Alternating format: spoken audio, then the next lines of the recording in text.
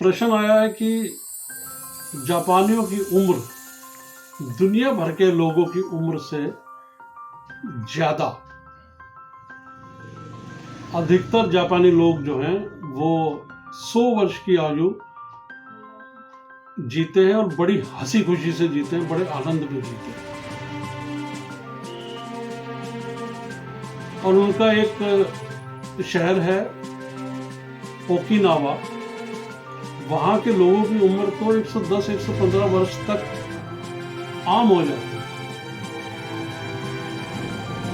तो ऐसा एक मैगजीन में कुछ छपा था, तो वरुण कुमार जी ने ये प्रश्न किया है कि गुरुदेव,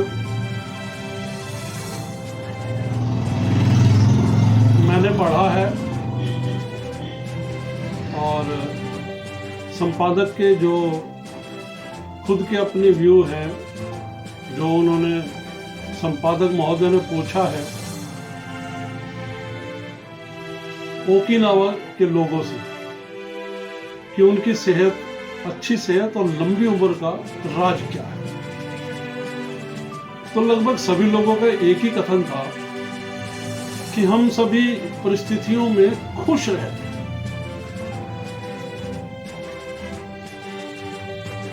खुद को व्यस्त रखते हैं, प्रकृति के साथ तालमेल बनाकर रखते हैं, समय पर खाना खाते हैं, समय पर सोना और समय पर जागना। जीवन को वर्तमान में जीते हैं, झूठ नहीं बोलते, हर काम ईमानदारी से करते हैं और केंद्रित रहकर ध्यान लगाते हैं। यही जापानियों की आम दिनचर्या है। और ये सब बातें पढ़कर थोड़ा सा चिंता के भाव में वरुण कुमार जी ने पूछा कि गुरुदेव, हमारा भारत तो अभी जवानों से भरा है। यदि हम अभी से अपने स्वास्थ्य पर ध्यान दें और जैसा कि इस मैगजीन में लिखा है, हम भी 100 या उससे लंबी उम्र के मालिक बन सकते हैं। क्या हम लोग ऐसा नहीं कर सकते या ऐसा नहीं बन सकते? वरुण भाई, भारत की ये विडंबना रही है, जहां हमने जीवित व्यक्ति को कभी सम्मान ही नहीं दिया। ये एक बात है। कभी झुकना नहीं सीखा, ये दूसरी बात है। और तीसरा, जहां तक भूतकाल में मेरी दृष्टि जाती है, बीते हुए 1000, 2000, 5000 साल पुराने इतिहास की अगर मैं बात करूं, तो वहां से लेकर आज तक किसी भी भारतीय का भविष्य कभी भी सुरक्षित नहीं रहा। यूं तो जीवन अनिश्चितताओं से भरा ही रहता है, फिर भी यदि देश का प्रतिनिधित्व करने वाला व्यक्ति और देशवासी मिलकर कार्य करें, तो जापानियों से भी बेहतर परिणाम हमारे जीवन में आ सकते हैं। आज की तारीख में यदि हम उनसे अपनी तुलना करें तो कैसे करें?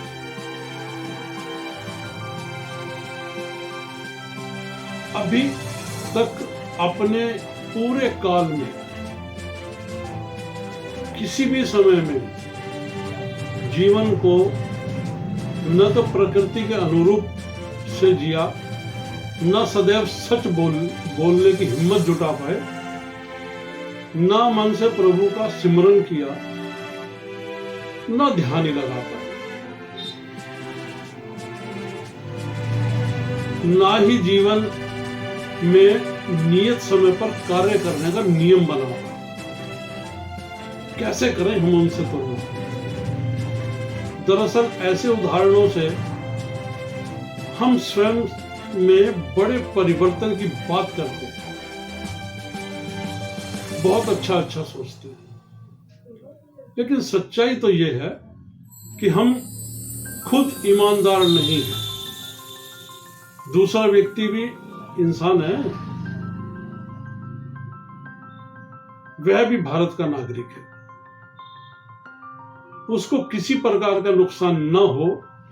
किसी भी वस्तु में यदि मिलावट कर हम केवल अपना ही हित देखते रहेंगे और केवल धन कमाना ही हमारा ध्येय होगा, लक्ष्य होगा, तो भाई हर भारतवासी की इसी सोच का परिणाम हम आज देख रहे हैं। ये बड़े बड़े अस्पताल प्रमाण हैं इस बात का कि हम धन के लालच में जहर परोसकर अपने ही देशवासियों को, अपने ही भाइयों को समय से पूर्व मौत के मुंह में धकेले जा रहे हैं। घबराओ मत, सभी का यही हाल होना है। खाने वाले का तो हो ही रहा है, परोसने वाले का भी यही हाल होगा और बोने वाले का भी यही हाल होगा। भाई ये तो एक उदाहरण है, और बहुत से अपनी गलतियों के उदाहरण ही क्यों, प्रमाण भी दिए जा सकते हैं। वरुण कुमार जी, हम बातें तो बड़ी बड़ी आदर्शवादी, सत्यवादी होने की करते हैं, जब स्वयं के आचरण में उतारने की बात आती है तब 100 बहाने बनाकर, सैकड़ों बातें बनाकर हम बात को टाल जाते हैं, तर्क देने लगते हैं वेदों के, शास्त्रों के, जिन्हें हमने पढ़ा तक नहीं होता। बात कड़वी है लेकिन सच है। हजारों वर्षों से हम रामलीला करते और देखते आ रहे हैं। क्या एक भी राम जैसा राम हम बना पाए? मिला इस समाज को एक राम जैसा राम? जबकि भ्रष्ट रावण और उससे भी बड़े और खतरनाक रावण समाज में फैले पड़े हैं। तमाम भारतवासी स्वार्थ में आकर जीना भूल गए हैं, फिर भी जीवित नजर आते हैं। हमने परमात्मा को पाने के सभी रास्ते अपनी सोच, अपनी अहम के कारण बंद कर दिए हैं। हर व्यक्ति तर्कशील हो गया है, दूसरों को समझना जैसे भूल ही गया। बड़ा दुखी लगता है,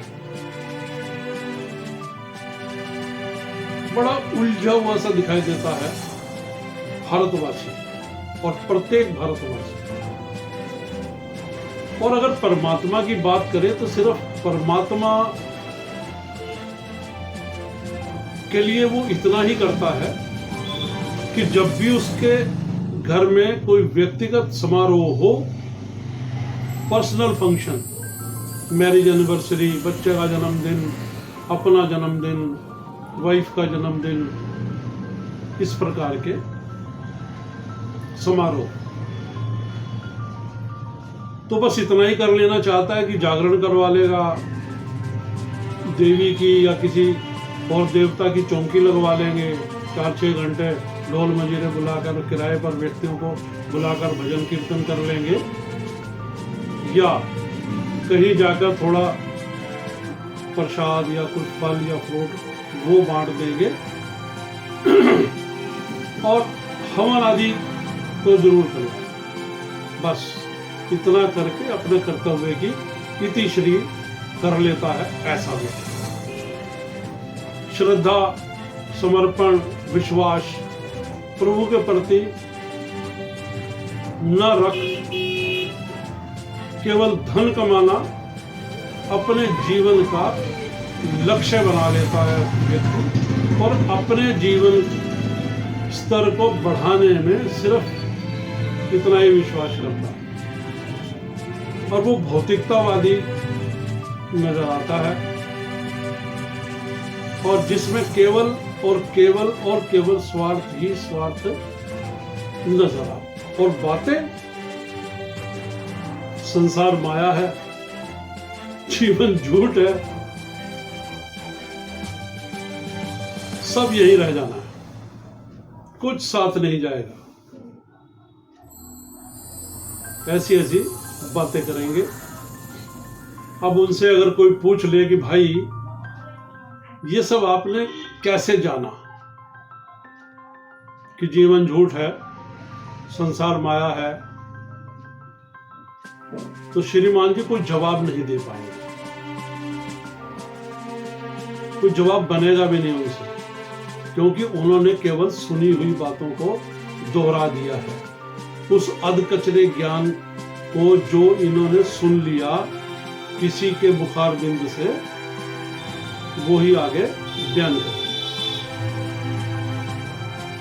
कैसे मिलेंगे प्रभु, सोचा है कभी? नहीं ना, क्योंकि जीवित गुरु पर भरोसा नहीं है, विश्वास नहीं है, प्रेम तो बहुत दूर की बात है, और श्रद्धा सोच भी नहीं सकते। समर्पण तो किया ही नहीं जा सकता। आज का भारतीय मनुष्य समर्पण नहीं कर सकता, क्योंकि जिज्ञासावासी तो है लेकिन तर्कशील है, हर चीज को तर्क से समझना चाहता है। तो वरुण भाई, जिन जापानियों का जिक्र आज आप कर रहे हैं, उन्होंने जिस महान आत्मा द्वारा सुझाए गए रास्तों पर चलकर अपने आप को समाज और दुनिया के लिए उदाहरण बना लिया है, उस महान और दिव्य आत्मा को भारतवंशी होते हुए भी भारतीयों ने स्वीकार नहीं किया।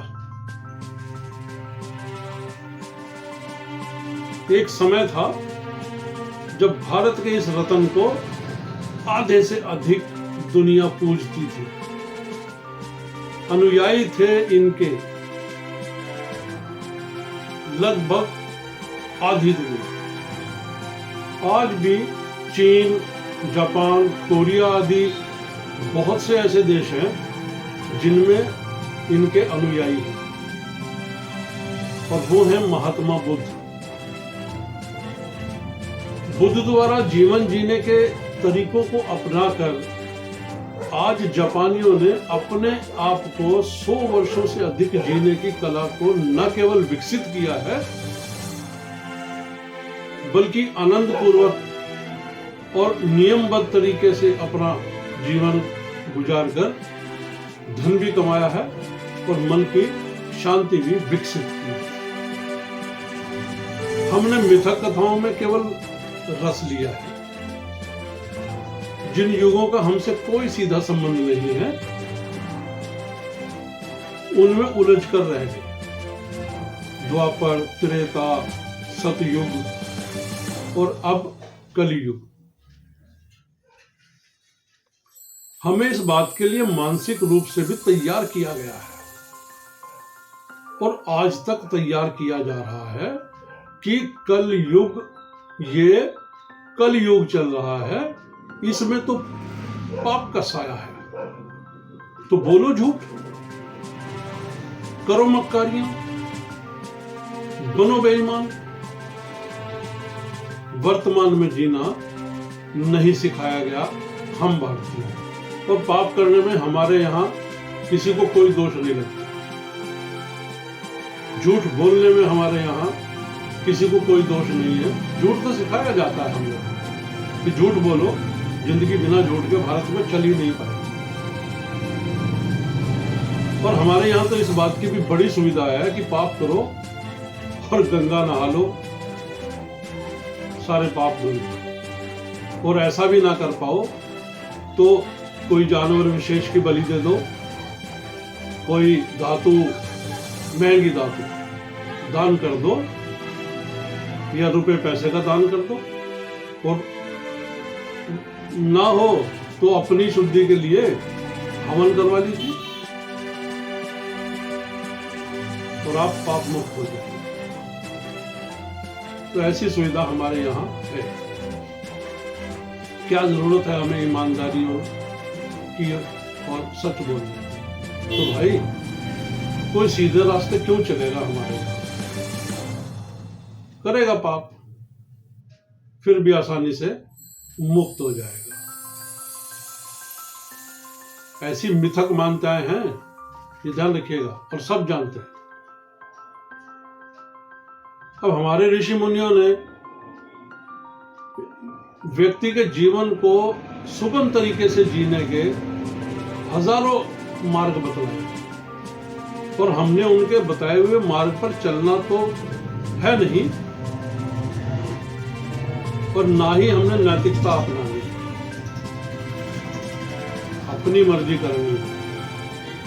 तो भाई वरुण कुमार जी, अब अगर ये तुलना आपको समझ आ गई है तो अब आप ही फैसला करेंगे कि किस प्रकार का जीवन जीना चाहिए।